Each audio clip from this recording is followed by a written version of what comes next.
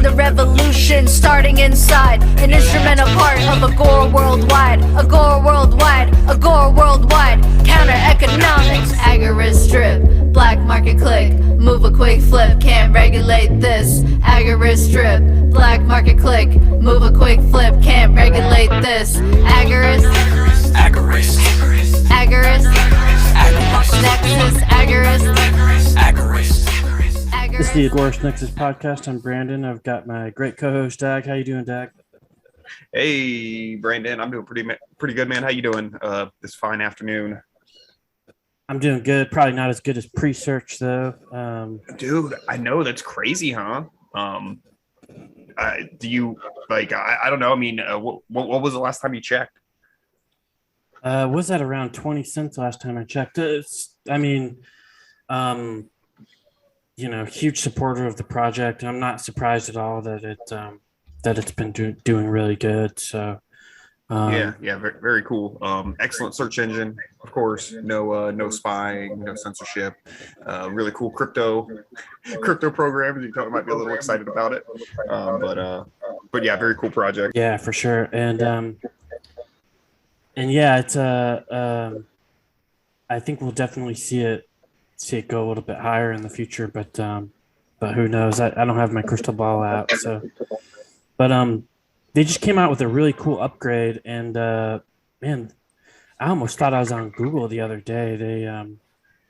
They're looking sharp. So definitely check out Presearch. Hit the link, hit our affiliate link below to show them that we're sponsoring for sure. And yeah, with that said, we've got a great guest on, TechLibre. He's done some stuff for Agorist Nexus, which I really appreciate. And he's in a different part of the world, and he knows a lot about tech, so I wanted to have him on. How you doing today, Tom? Pretty good. Thanks for having me on. Yeah, I want to plug Presearch too. I like the engine results, and you getting paid in crypto basically for doing what Google used to pay me nothing for and abuse my data with. So yeah, if you guys are listening, check out Presearch, and you can pick up a few dollars here and there while you're searching the internet. It's a pretty good search engine in my opinion. Yeah, and I mean, they just keep adding to it. You know what I mean? I mean, any project that's, still new, obviously, there's going to be improvements on, but yeah, it just keeps getting better and more useful for sure. Yeah, I love it. And I love when our guest is familiar with it too. So we get to have a conversation about it. So Tech, show we're not just hawking something. Yeah, exactly. So Tech, I really wanted to thank you for doing all you did on the last documentary. And yeah, I really appreciate it for sure. So, and if you guys don't know, he also wrote an article for us too. He's an author at Agorist Nexus. We look forward to any more content that you come out with too. But I want to start out with Peru. You're in Peru. There's a little bit of a different political situation down there. That you guys just had an election, right? And then also I wanted to get a feel for what the COVID situation, or I mean, government's reaction to COVID is down there too.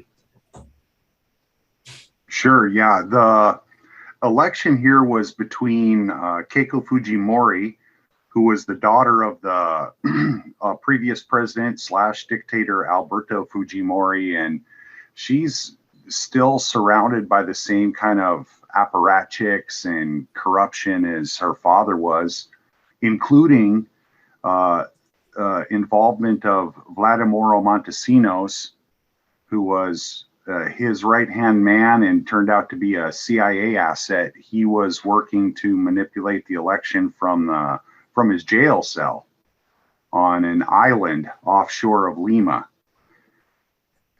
She lost the election, I think, only by less than 100,000 votes out of 17 million to a second grade teacher. His name is Pedro Castillo, and he is with a party called Peru Libre, and their party platform document reads like, I I don't know, Pensamiento Majo or Pensamiento Gonzalo. So they're pretty hardcore Marxists. The thing is that the governability here and either of their abilities to really handle the situation are pretty questionable. So we'll see what happens, but I'm not a big fan of either of them. But I guess I would have to admit that Keiko Fujimori probably would have been the lesser of two evils. But we'll see what happens with Pedro. When you say governability, my geography is awful, so bear with me. But like Peru's one of those kinds of places where it's like, just like geographically, like it's really hard. You know, like it's mountainy or something, right? Is that what you mean when you say governability, or do you just does the government not have a lot of resources, or what do you mean? It's all of those things I'd say are true. If you leave Lima, you can go. There are two major highways that run north and south in Peru, and three that run east and west. But there's no like highway that goes from Brazil to Peru. And once you get down off of the Continental Divide into the jungle, you're on a boat. So the idea that they can effectively operate the government from Lima, from a centralized government in Lima, has been an ongoing problem in Peruvian history. And then Lima, Trujillo, and Arequipa are the three largest cities. They're on the coast. They're definitely, populated by Creole people who speak Spanish, and the highlands are populated by people who speak Spanish and Quechua and have a very different outlook on life. So the social conflicts here are a huge problem, because what they point to here in Peru as capitalism is the same thing they point to as capitalism in the United States, which is, I don't know, corporatism, soft fascism with some social democratic elements. And the reality for people in the highlands is, if you live in a little town of 3,000 people up there, your only contact with the government is the shitty public school and the corrupt police. So they have major issues with being able to make the policies that they develop in Lima work for the entire country. And then on top of that, the number one and number two business to get into in Peru are corruption and exporting cocaine. So it's quite a mix. Both very lucrative, or at least they can be. So if cocaine's a big export, they must have cartel involvement then, somewhat. Yeah, and here's the amazing part: there is no cocaine cartel in Peru. Oh wow! Okay. What I would say, and what I pointed to, I guess, in a lot of tweets and things that I come across in the media, the top level of the military and the police and certain civilian actors in the government are the cartel. Okay. So pretty much the government is behind it then. Facilitating and profiting. And I've heard a lot of Peruvians who've told me that the CIA does it, the DEA does it. Oh yeah, without a doubt, man. Yeah, biggest drug dealers in the world. Yeah, dude. I mean, if nothing else, they're just ensuring their own jobs. I mean, if they actually were effective and got rid of drugs, like, they work themselves out of a job, right? So. Well, and the other interesting thing is that, the street cocaine in Peru makes the tourists do the fish in the discotheque bathrooms. They come here and they're used to getting, cocaine that's cut in half, and then they get the pure cocaine here and they get sick from it. Yeah, I'm sure. Shit. The idea, I think another problem is like a lot of other things that Peru produces. They make the raw product, and then you have countries like Venezuela now and Colombia that are actually handling the retail or the middleman position and making the bigger money on it. So you guys do more like production and stuff in Peru, and then because like I said, it's not as cartel, not as much of a cartel, and move it out to the other countries. And I mean, hey, it might even make sense, like I said, infrastructure wise, if Peru's a little hard to get around. Yeah, exactly. What's the what's the government's reaction? Like, Well, go ahead. I was basically asking the same thing. What's like the general vibe and whatnot? Yeah, like the government's reaction down to there COVID. right now. Yeah, like the government's reaction to COVID. Oh well, the government here on March 15th last year basically dismissed the civil rights part of the Constitution and locked everybody down for about 6 months. The schools are all still closed, and just now I would say we're starting to get back to a normal amount of commercial traffic and things like that. But all of the places like gymnasiums, malls, movie theaters, the casinos are all at maximum 50% capacity. And then the curfew, they've had a curfew in place since last March too. The curfew has been extended now. It's only from 1 in the morning until 4 in the morning. But they started off with that being from 9 o'clock at night until 6 in the morning, and no one could leave their home on Sunday. So we started out here in Peru, kind of where Australia is right now. And what happened is that they wiped 15 years of good economic times off of the charts here in Peru, and people were mad. So I think that kind of fed into the election against the anti-oligarchy or anti-quote unquote Peruvian right, and opened up an opportunity for the Marxists to get in there. So they're now kind of backing off a little bit on the social or the medical martial law.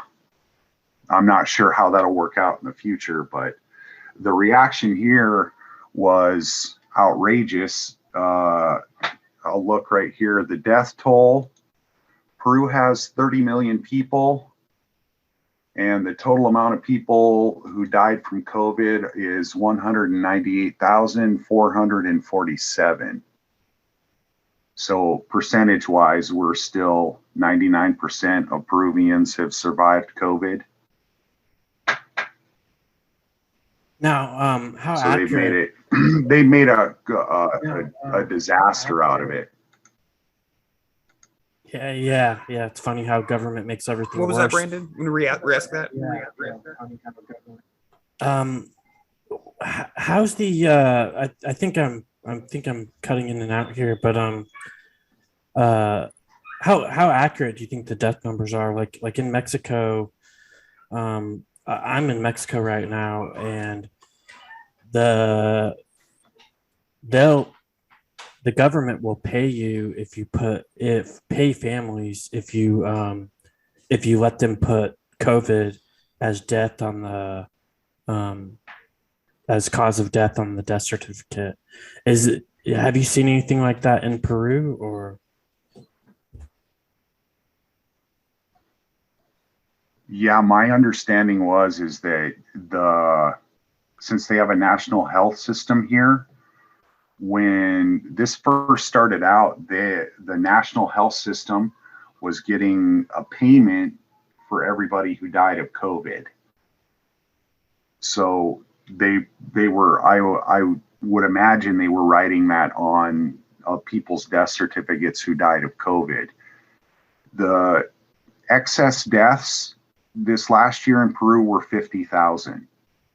But when last March, when they went to the medical martial law into the lockdown, they closed all of the kidney dialysis centers. And the people who were insulin dependent diabetics also did not have access to their insulin in a normal way for over a month.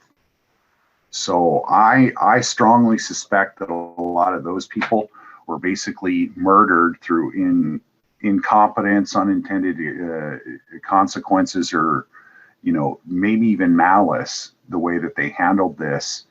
And I don't think that the COVID here is more of a threat than things that were previously huge problems, like dengue fever, childhood anemia, malaria, malnutrition, infant mortality.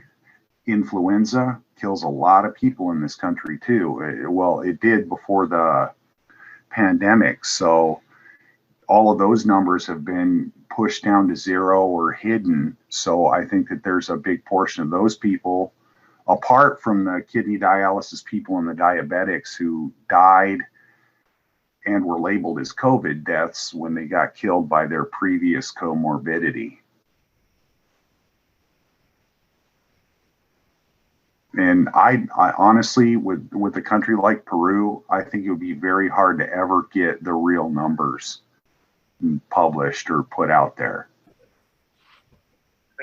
Yeah, and that's, like we said about like the dialysis centers. I mean, you, one way or another, I mean, you have to, like, somebody has to, hey, we're going to close these down. It's like nobody's gonna be like, well, what about all the people who are obviously going to die? Like, what about that?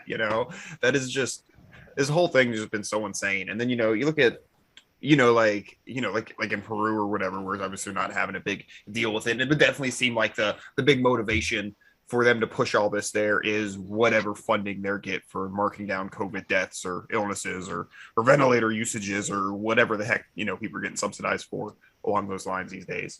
But it's just, I don't know, man. It's just so crazy that people seem to go along with it. I'd have to guess that most of the general populace there isn't too terrified of it. So it's just crazy to see that they'll push so hard. Now, is this going to be typically most of this authoritarianism, so to say? Is this going to be mostly in the cities? Because again, governability of the area.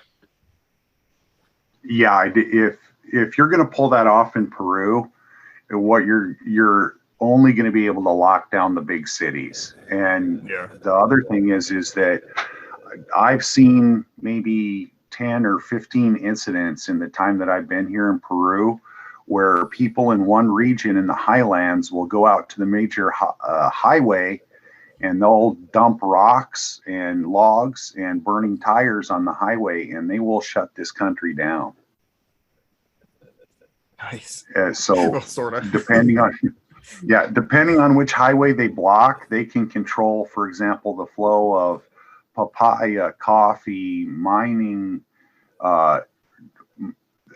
ore like copper, silver, and gold. So they know that, and they will do it. So they have that problem where, you have all the power in Lima, but you don't really, because I've even heard Highlanders who are here in Lima talk about, we'll starve them.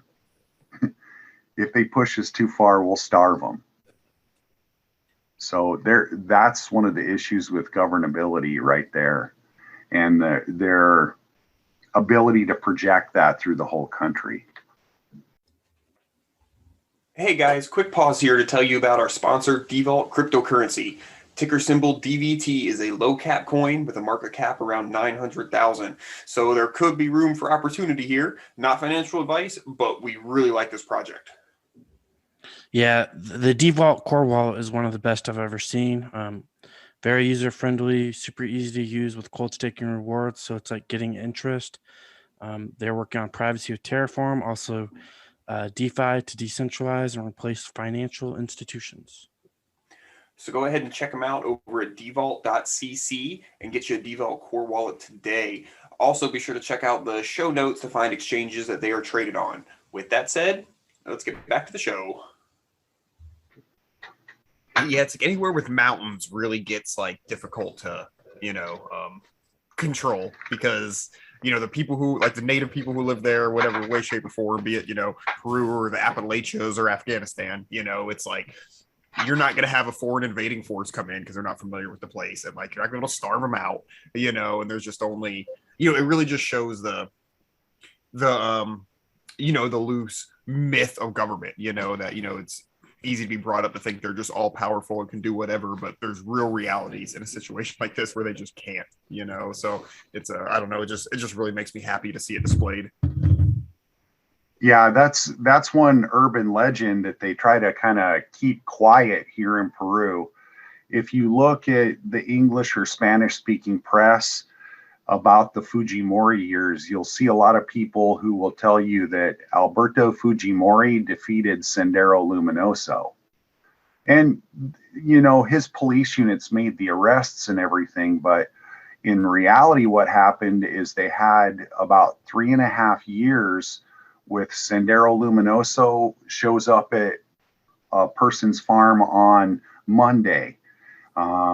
They rape your sister, they rape your mom, and they take your chickens.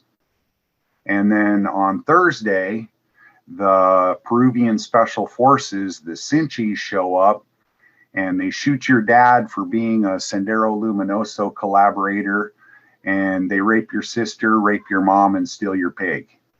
And that was basically how the war on terror here in Peru played out, including with things like both sides, Sendero Luminoso and the Peruvian government, taking young men and even young women as child soldiers.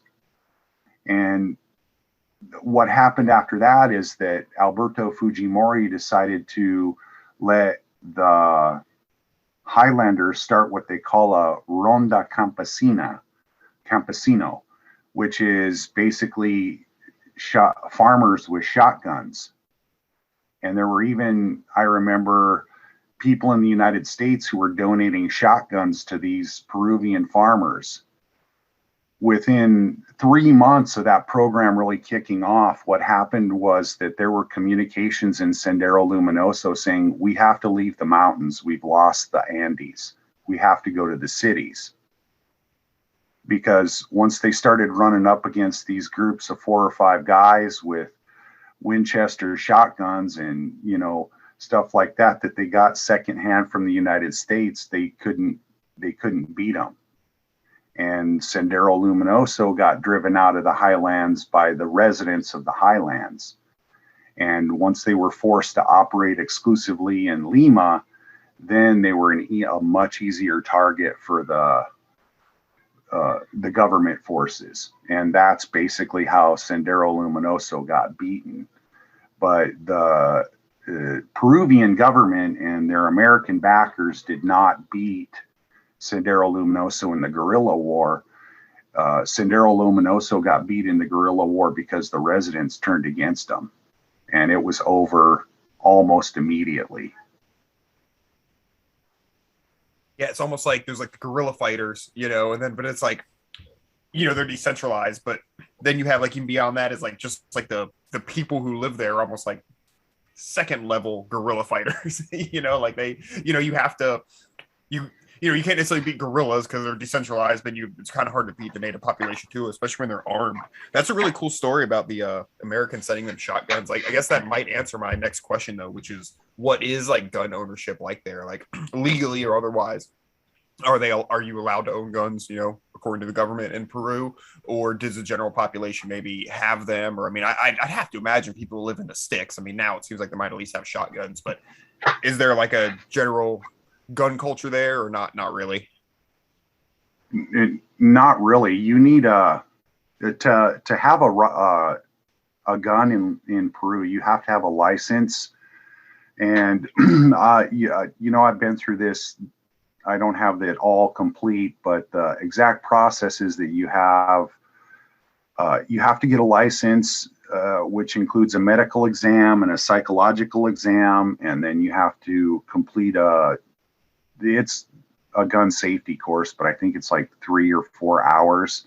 So I wouldn't really call that a very complete course in gun safety.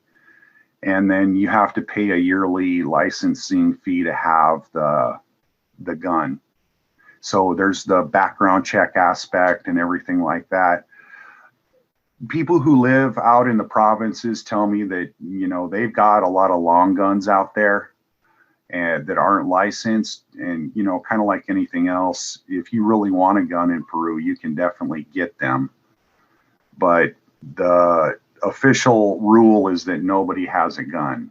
And for a lot of people here in Peru, they're real believers that, you know, the police are going to save them, and gun crimes are just, you know, shocking. But I think that in the rural areas of Peru, the attitude is a little bit different. But I can tell you for sure, Peru is they definitely do not have a gun culture.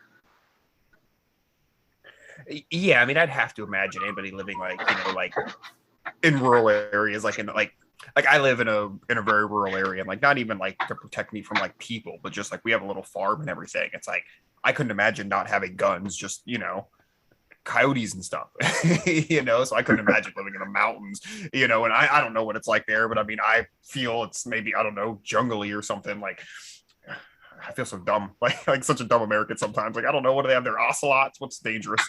But but like I don't know. I couldn't imagine like walking around without having even just like a 22 on me, you know. But you know, I mean, people live for millennia without guns, so maybe I'm just. How you doing, Brandon? You still with us? I'm sorry, Tom. No, it's okay. Yeah, I mean. Okay, cool. Just want to make sure. I'm sorry, Tom. Go ahead. Yeah, I'm sure that the people who live in the rural areas have that attitude. I know one guy who, yeah, I guess he's basically a professional tractor operator. He goes back and forth between Idaho, and then his family lands in the northern highlands, and he has a shotgun and a rifle at his farm. But here in Lima, I've only ever seen one person open carrying, and he was the security guard for somebody at a ATM. And apart from that, the only other people I've seen with guns are the police. But I grew up in Wyoming, and I got my first gun for my 11th birthday. And, you know, went through hunter safety and all that kind of stuff. And I hunted the whole time I lived in the States. I lived in Texas and really got into hog hunting when I lived there. So yeah, I have a much different attitude about guns than most of my neighbors here in Peru, which is sad because they have a issue with corruption here because they're just complete impunity, and they kind of just shove the plebs around with the police whenever they want. And then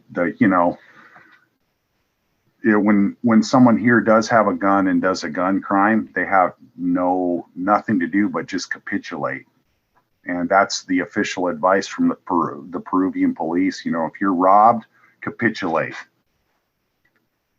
If they break in your house, just do whatever they want you to do. Holy shit. That's crazy. They just tell you just comply with whatever the robbers want. Then. Yeah, and the murder law here is based on Catholic doctrine. So if a police officer shoots an unarmed victim, he is automatically charged with murder. So you don't have that very often. The police here now, in the last 25 years, do not shoot unarmed people and get away with it. And The problem with that is that if you're a citizen and someone breaks into your house and he has a knife and you shoot him, you're up for murder. They'll charge you. The last time that happened, it was kind of like a minor celebrity shot some guy who broke into his garage and was strong arm robbing his wife, I believe. And they charged him, but he got basically a slap on the wrist. So my father-in-law, before he passed away, he was a police officer here. And he told me right off, if you buy a gun here, you need 2 guns, and you have to drop one if you shoot somebody. He's armed. I don't know. Yeah, exactly. Yeah, that's crazy. So you earlier you kind of mentioned that it was kind of like Australia in terms of lockdown. That's kind of sad to hear. Now, can people travel to Peru right now if they wanted to, or what's the situation between international travel?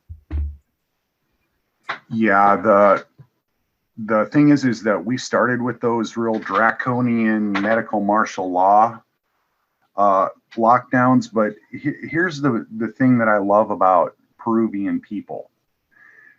They don't do that. Okay, you can make whatever law you want here in Peru about how you operate a restaurant or when you're supposed to be in your house or anything like that, and they will disobey. Okay, so it's like Mexico then. Mm-hmm. Yeah, there were neighbors here who were having like their baptism parties and first birthday parties during medical martial law, and just kind of thumb their nose at the police when they showed up. So to travel to Peru now, with the way they've relaxed it, you just need a test, proof that you've had a test.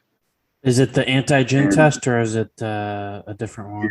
You can do either one. The last time I checked, and it had to be 72 hours before you traveled. How easy is it to like bribe medical? You know, in Latin America, we all hear the stories of like bribing police, and hell, I've even done it myself. But you know, how easy is it to bribe medical staff and stuff like that to be able to get maybe test paperwork done or whatever else? I've never met an employee of the Peruvian government who wasn't viable.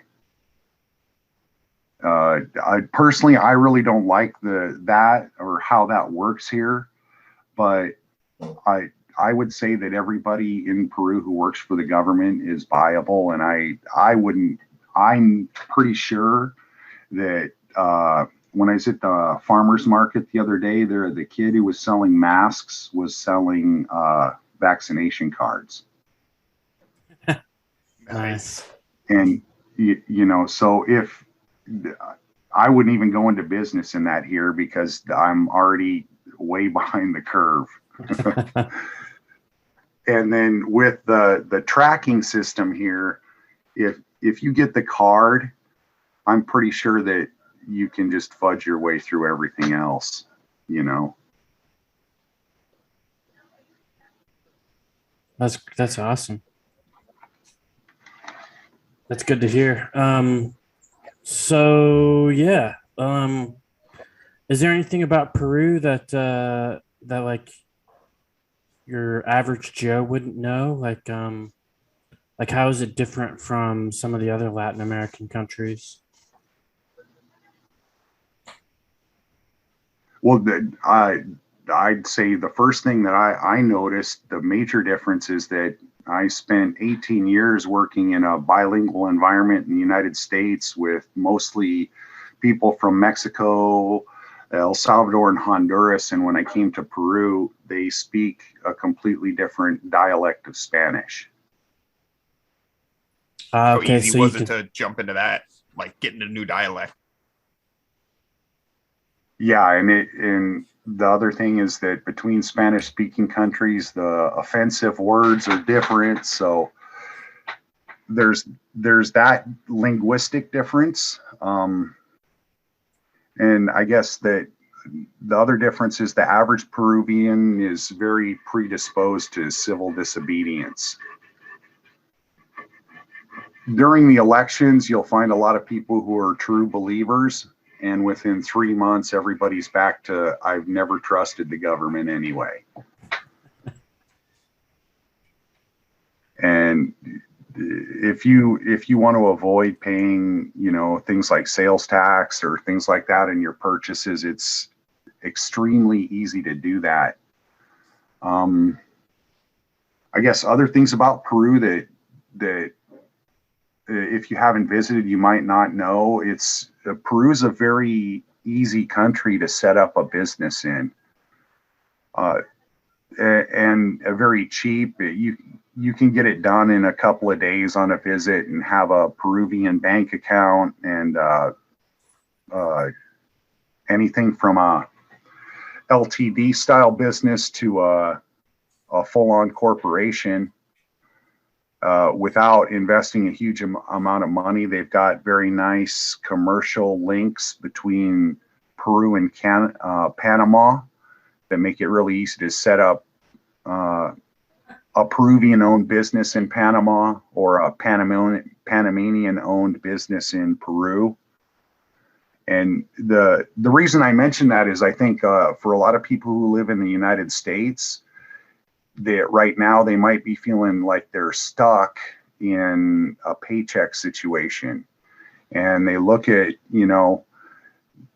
big corporations like Apple and they don't pay taxes. Well, one way that just the average person can get away from having to pay a lot of payroll taxes or things like that is to set up a business, and when they have work with someone else, they take that as business to business instead of as a hourly wage or a salary setup. So once you have a business like that set up with a tax number, whether it be in Peru or in Panama or in Cheyenne, Wyoming, which is a really popular place to do this in the United States, then you're under a completely different tax umbrella.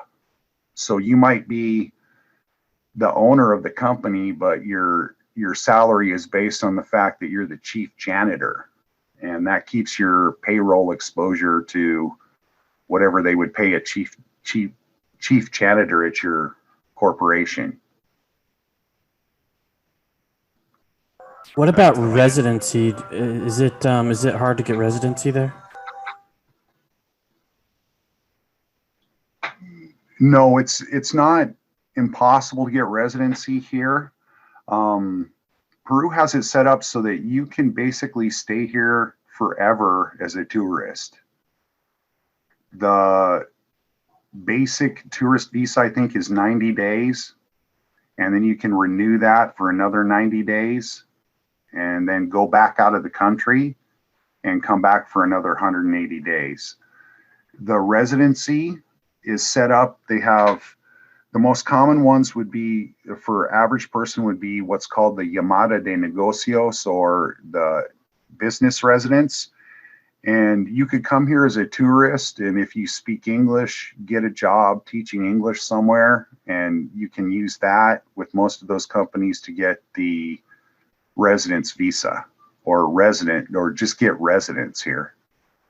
And the other one would be through family. If you get married to a Peruvian or have Peruvian family members. There's also religious residency, but you kind of, from what I saw at the immigration office here, all of those people were Catholic nuns and priests. Really got to be committed. Yeah. But you don't have to be a Peruvian resident to set up a business here. Okay. And it probably makes it easier having a business there trying to apply for residency, I would imagine. Is that kind of the case, or? Sure. Well, I guess what I was mentioning is if you wanted to create your own path to residency, you could create a business, and then that business could hire you as an employee, and then you could do your path to residency that way.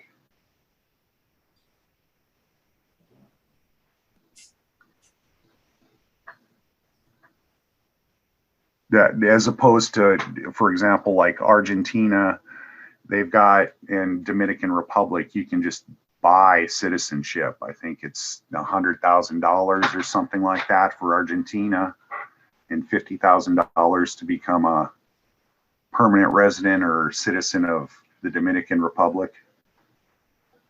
Oh, it's only Oh, yeah, I've 100. heard about It's only that. It's, like, 100K nice and, like, in simple. Argentina. You can like do that. It's only 100K in Argentina. Yeah, right? but if you want my honest opinion, Argentinian passport isn't worth that much. I think even if you were a big multinational, you would only have your employees do that if you had to. Okay. Yeah, it's just easy if you want to have options, you know, somewhere to dip out or whatever. And then what was the other one? Not Argentina, but there's the other one. I think that one might have been like for like tax purposes too. You know, have a reason to be there. And I guess it's just easy to buy it, you know, if you can afford it. I couldn't, but Yeah, I couldn't either, but when I was looking around at that after I first got my citizenship here, I was like, well, maybe I'll get a third passport, you know. And I was looking around at the possibilities, and so far the best ones would be, in my opinion, Panama or Mexico. But Mexico is a little bit more difficult, I think.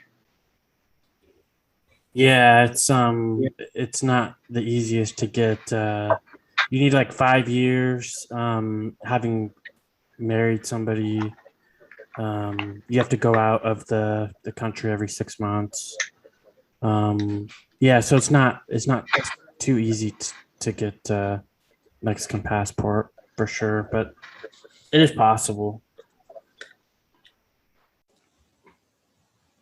All right, let's take a quick second to shout out Agorist Acres Seeds. AgoristAcres.com stocks a variety of seeds for your garden or homestead. They also have really cool packaging instead of those silly paper envelopes. Buy seeds with crypto, support the counter economy, and become self-sustaining today. Agorist Acres offers fast shipping, so you can get started right away. Make sure you use code Nexus10 at the checkout for 10% off of your orders. Also, they will donate a portion of the sale to Agorist Nexus, helping to bring you all the great content you expect. And all right, let's get on with it.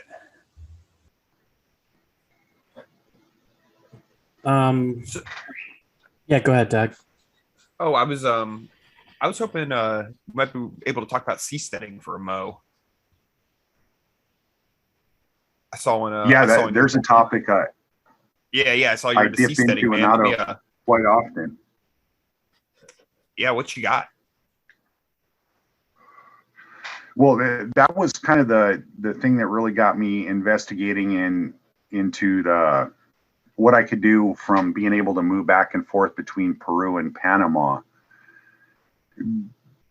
The seasteading project, they kind of have things going on both coasts of Panama, but on the Pacific coast of Panama, they're going to open up a new, free trade zone. And I think, over the next 100 years, it's possible to see a place like that become a new Hong Kong. And just investigating that, the shipbuilding business here in Peru is something they really want to push. And they've even got this fascist partnership between a shipbuilder and the Peruvian government that is building, fairly affordable, like tuna boats. And they built a very, the world's fastest, 3-mast sailing ship there called the BAP Union. So I think that along the Pacific coast of Central and South America, it holds a lot of potential in the future. And with something like seasteading,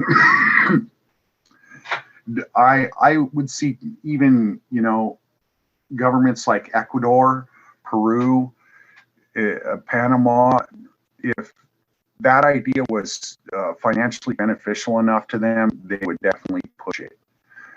Especially if you could, in Peru and Panama, come at it from an angle where you were building, I don't know how else to put it, but low income neighborhood seasteading, especially for like the small scale fishermen or with small scale tourism.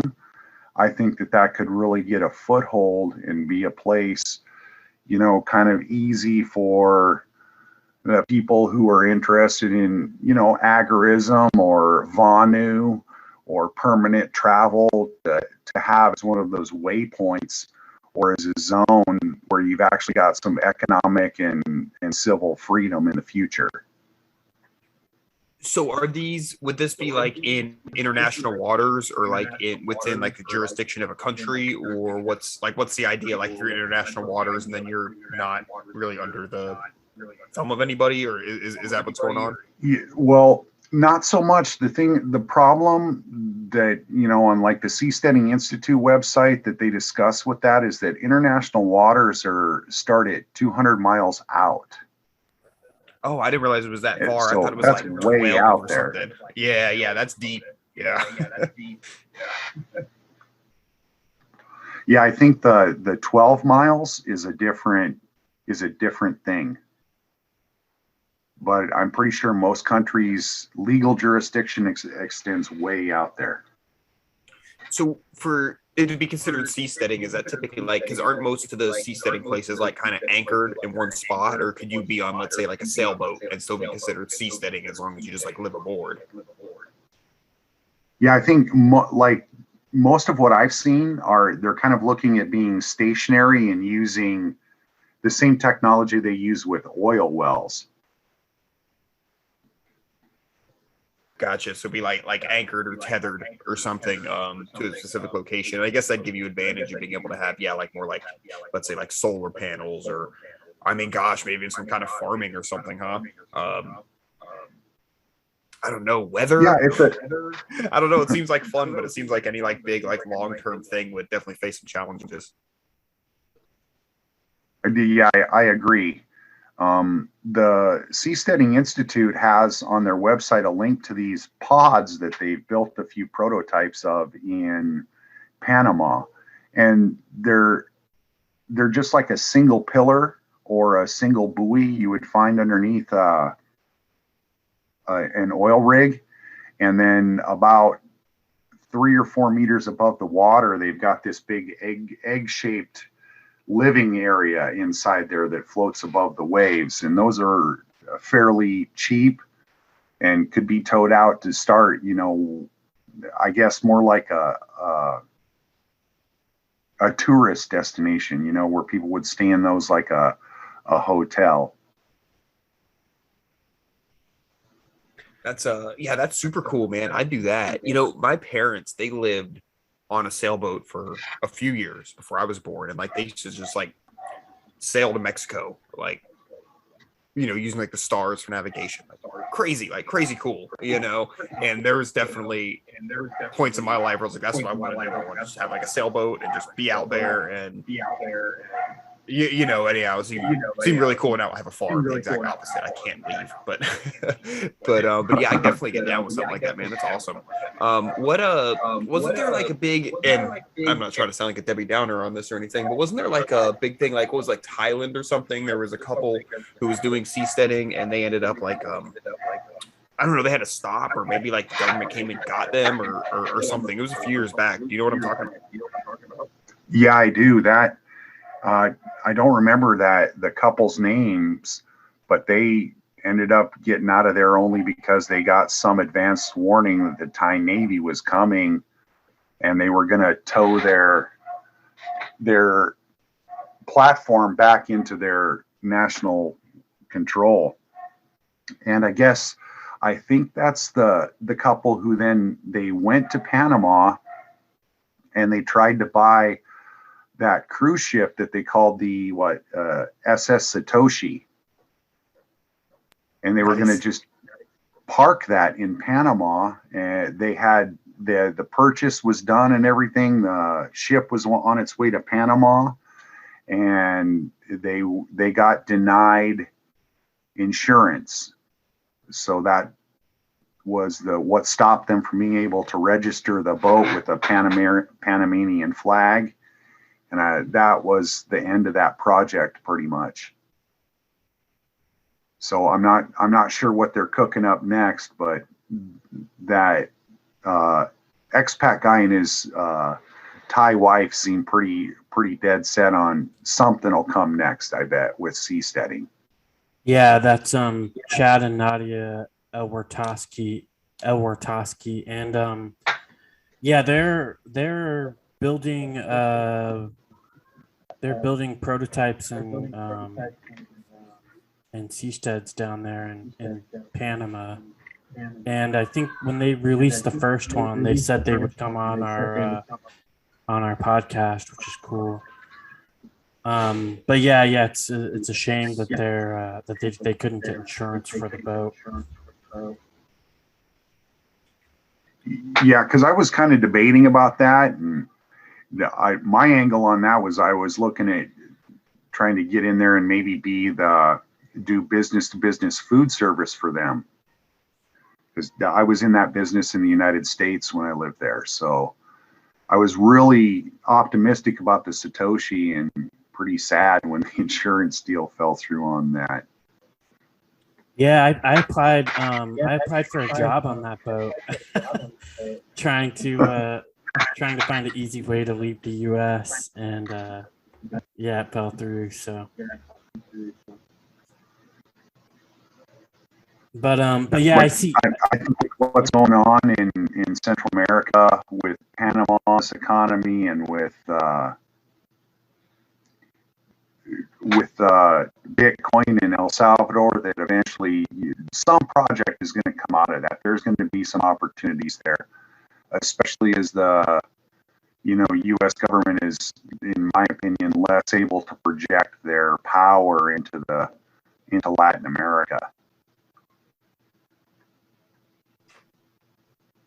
Yeah. I mean, like, it really does. Like, I mean, like, can I just say, like, how like awful it really is, everything that the United States, not like they don't fuck around everywhere, but really the things that they've done in Central and South America has been really awful, the last forever, but definitely the last several decades. I don't know if you've ever read Confessions of an Economic Hitman, but like it's so good. He talks about a lot of that stuff and a lot of stuff that like went on in like Panama and everything. I am really hoping that a lot of those countries are getting a little sick of it. The U.S. might be a little weaker in that regard.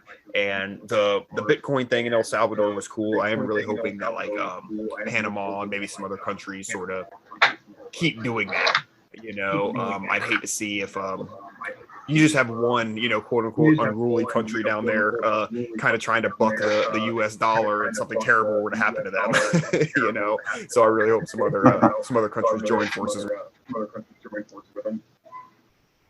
Yeah, because, the dollarization for Latin American countries might be good for the big businesses and they get a kick out of that. But for the average South American, they go through an inflation and devaluation cycle and basically get their savings and pensions wiped out on every one of those.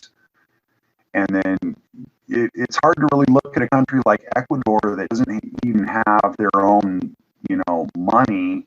They use the U.S. dollar. It's very hard to see them as having, national sovereignty, let alone individual sovereignty, when they're trapped in a fiat currency that's run by Jerome Powell, who could care less about anybody in Ecuador.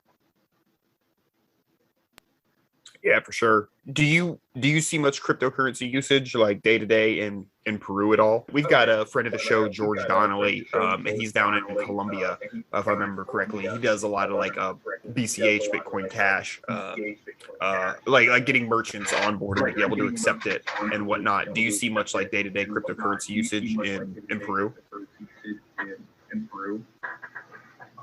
No, I don't. There are, as far as I know, 2 Bitcoin ATMs in Lima and 1 in Arequipa. And I've been pretty successful in being able to get people into it and sell some coins just retail, but it just hasn't taken off that much in Peru, except I think amongst, kind of the more tech savvy group. I've had a couple of people who were my clients who paid me in Bitcoin, but not recently. It really needs adoption. All right, right on. I don't know, man. I mean, what else you into? Did you have anything else on seasteading or anything, Brandon? Yeah, well, I wanted to ask. Kind of breaking up again. I can't hear you very well. Yeah, you guys are breaking up for me too. But I wanted to ask, Panama just raised their you used to be able to get like a visa / or wait, no, it was like residency, sorry. Residency for 10 grand. And then later on you could in 5 years, if you stay there for a couple days a year, you could get citizenship. But after August 15th of this year, they raised it. I'm not sure what they raised it to. I think like 150 or maybe $200,000. Do you know the updated price of doing that with Panama, or have you heard anything about it? No, I haven't. I guess the thing is, I was looking at it from the angle of what it's like for a Peruvian citizen to go to Panama. But one thing I think that was universal is that Panama will give you a residence visa if you are a business person there. And the setup for a business, I've been told, takes 2 hours in Panama City. So you might have that option of setting up a business in Panama and then hire a Panamanian person as your manager and have them get you residence, as I was talking about in Peru. Okay. Cool. Well, was there anything else you wanted to plug or anything else you wanted to cover before we take off here, Tom?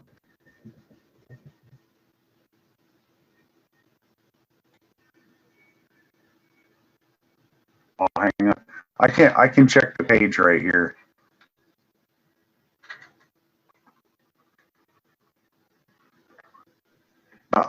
I'm not sure if you guys can tell, but the audio is breaking up. I can't hear you very well. Yeah, I think, well, at least the 2 of us live in the sticks, so we've been dealing with some internet issues recently. I apologize. Try doing your plugs and everything, whatever you got, whatever you want to sell, anything like that, and hopefully we'll get the best audio we can out of it. Okay. So sorry. Sometimes my connection here is a little bit flaky. Oh, you're good, man. We deal with a lot of that too. Okay, but looking at Panama, I'm getting a Panamanian migrations page up here, and it looks like they've got for opening a business, bank deposit, kind of like the Argentinian or Dominican Republic, and then for investors also. Yeah, they've got quite a few of them here. They've got retired pensionist, forestry investor, investor in the Panamanian Pacific area, their free trade region. So what you see, these like ways you can get in there? so to speak, if you like, you fill one of those slots. Yeah. Sweet. Yeah. We definitely like to try and present people with options, if they want to vacate a situation or an area, hopefully find a place where they can make a little more freedom for themselves. It seems like a lot of that is happening in South Central, America and everything. So that's awesome. Yeah, and the great thing about that is most countries don't make you pay taxes when you're outside of their country, unless you're doing business inside of it. So, like the problem with the U.S. is that if you don't own anything there, you don't have a job there, you don't even have any property there or anything, you're still required to do like an income tax form with the U.S. So there's huge advantages to getting citizenship outside, different passports and citizenship outside of the U.S. And I think basically renouncing citizenship is a great way to or a healthy way to a path of freedom, in my opinion. But yeah, and for the average person, if you're a U.S. citizen and you want to expatriate and you're not extremely wealthy, so you're not making over $100,000 a year, or even, and you move to another country, if you file a couple of tax returns, although you don't really have to, you can kind of probably just drop off the radar. I mean, that's what I did. I don't make enough money that they could charge me taxes. And the second step in that we looked into is that my wife she's a Peruvian citizen, and she's entitled to 55% everything I have before any foreign tax company is. And my children are entitled to another 25%. So, I mean, unless you're an extremely wealthy investor, then your tax exposure just kind of disappears because you're not even in a taxable bracket anymore. Okay, makes sense. I don't know what the situation on renouncing is, like renouncing citizenship, but I heard that you have to have like a certain amount of years, like 5 years in a row, where you filed and you can prove that you filed to be able to renounce. Yeah, that's correct. Yes. Okay. So yeah, different strategies there, for sure. But yeah, sometimes it gets to the point where you're just like, I don't need your fucking permission to renounce, like, but I don't know. But yeah, was there anything you wanted to plug or sell before we sign off here? No, I guess I would say that right now, the next project I'm working on as my own business is I'm looking into exporting coffee from Moyobamba, Peru, and from Villarrica, Peru. And I've got a couple of like retail products that I think are worth exporting to the United States. And then I'm also working on a contact I have with some cooperatives who raise the green coffee beans. So in the chances somebody out there is in the coffee business in the United States, like you're a roaster or you're interested in retailing, hit me up, DM me wherever you find me on Keybase or on Twitter if you're interested in getting into Peruvian coffee. If that works out, I might look into chocolate. Ooh, man, I like me some good coffee, for sure. I actually do know a couple coffee people. I will holler at them and yeah, let them know. For sure. And we had a guy here at our local farmers market who like roasted his own coffee and sold it, whatever. Just the beans. I'm like, man, it's like, how did I ever used to drink Folgers? Let's start drinking real coffee. Oh, Yeah, man. that's one thing I can plug is that Peru really has good coffee. If you can run across any, it's worth giving it a try. Yeah, I definitely agree. I have had Peruvian coffee. It is really good, for sure. So, cool, man. Well, dude, thank you so much for coming on, Tom. I really appreciate it. Yeah, thanks for having me, and thank you guys for all you do. I really enjoy the podcast and the website. Oh, thanks. Yeah, awesome, man. Yeah, Thank you so much. I'm really glad that that agorism has exploded, and so many people are talking about these kinds of lifestyles and things like that. And now that there's a name for the weird ass way I live my life. Yeah, I'm really hoping that a result of all this, government overreach the last couple of years, I'm hoping that it will produce much more Agorists for sure. Yeah, I agree. I think it already has. Yeah, I agree. I think we had a big jump on like from the get-go. I think a few people pulled back. I think it was usually normal, but I think we've had a lot of people that have really stuck to it. And I mean, and then of course there's the people who don't even know that it's a thing and what it's called and have just decided like, hey, fuck these guys. I'm gonna go where I want. I'm gonna not wear a mask if I want, I'm gonna do what the fuck I want. And fuck them. Even if they don't have a name for it, you know what I mean? There's people just getting into that. I'm gonna do what I want kind of thing, and I love it.